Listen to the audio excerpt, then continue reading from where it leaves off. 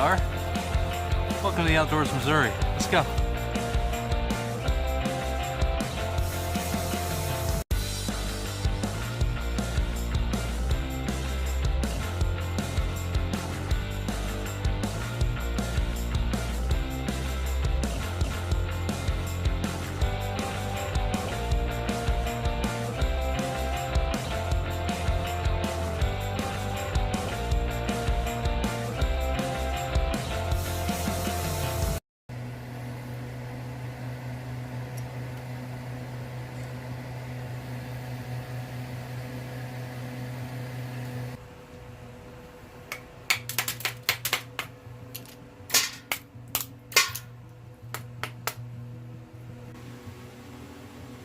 Howdy folks, this is Billy with the Outdoors Missouri, and for fun I decided to start casting a little bit, which we've done for the 9mm forever, but I wanted to start doing some 30 caliber lead casting. Now this is not a video about casting bullets. This is going to be a video about taking these and turning them into something like this. And we do that with the use of this. The hi-tek, I've entertained the idea of doing it, but before I did, I started doing powder coat. And it wasn't bad. It's not a bad way to go. And there's tons of videos on powder coating. The problem that I had with powder coating is the cleanup. And I had one major problem with the powder coat. I left the container open and the tumbler going, and it got everywhere. It took forever to get that cleaned up, and I'll probably have remnants of that mistake for years to come. But it's pretty simple. This bullet coating is the only thing I've tried that works perfectly the very first time. So as far as powder coating, it's a little bit of a kind of a, you adjust here and adjust there, change this. This time doesn't always work out unless the humidity is right. When you tumble them, there's about 10 different ways to powder coat a bullet.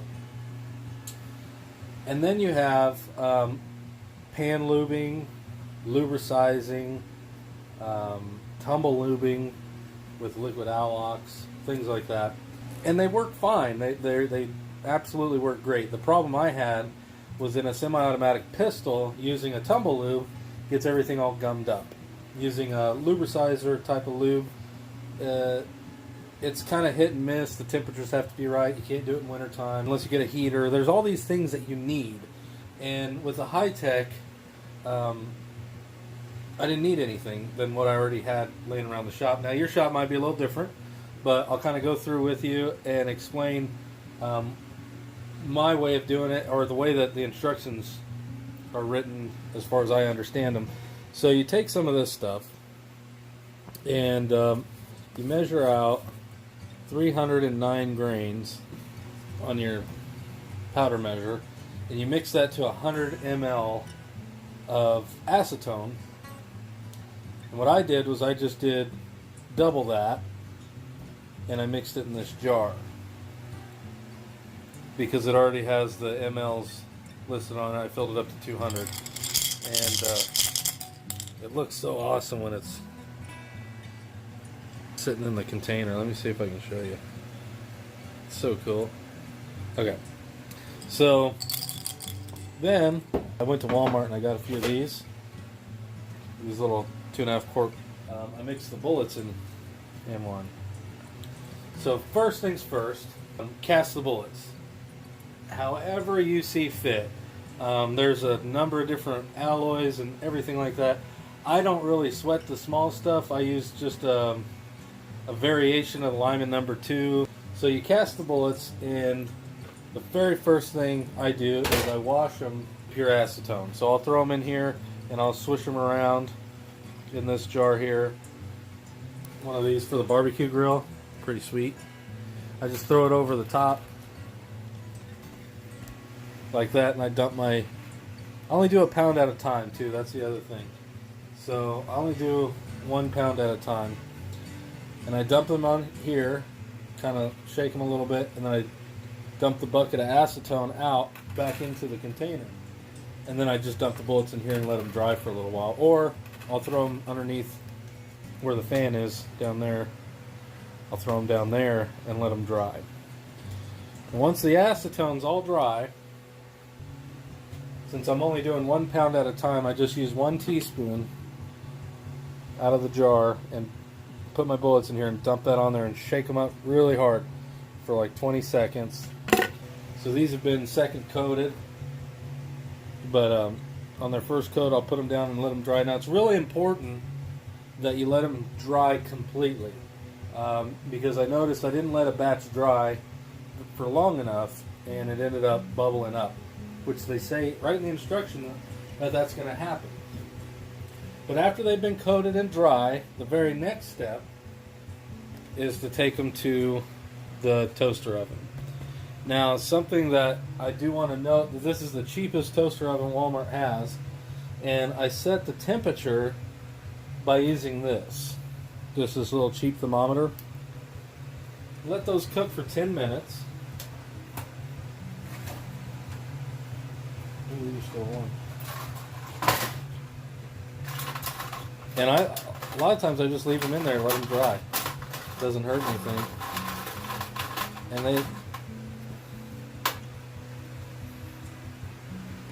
And they look great. Fantastic. Then I put them on another drying rack and I let them cool completely. And if they're going to get a second coat, they get a second coat. If not, once they're finished and complete, I put them in a little little holding thing like this. Once they're complete, they're a bit darker.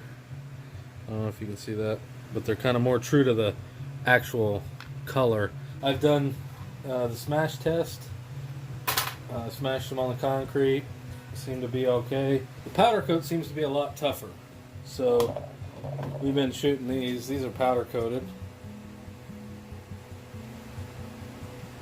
And they work great. I mean, no big deal. I haven't shot any of these hi-tek yet, but I'm getting ready to. And we're using cast lead loads, so we're not pushing them super fast or anything like that. And that's pretty much hi-tek bullet coating. It's like I said, it's the only thing that didn't require any adjustment. Repeatable results every time. I mean, these bullets, I'll kind of go through what I'm looking at here, but they look good, even up close. If you'll notice, a lot of the powder coat, look at the base. The base looks good. It's nice and sharp. I don't know how much all that matters, but if you look at some of the powder coating I did, and I could have just done a terrible job. I mean, that's totally possible, but I feel like I tried my best. This is powder coated. It just looks gnarly and rough, and it's got these big old gobs of crap on them. See that? Not as sharp, but from a distance, they look all right, you know. But it's just a variable, you know, and I don't really care for that. Then we did some 44s we haven't shot yet, so we're going to try those out. These have been 3-coated. And I think the most important step that you should not forget is don't size these bullets until after they're coated with the hi-tek coating.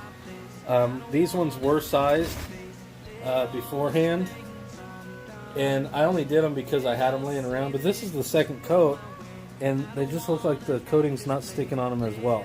But this is really no different than the $7 epoxy spray that I was using for a really long time. The epoxy spray works great in the 9mm.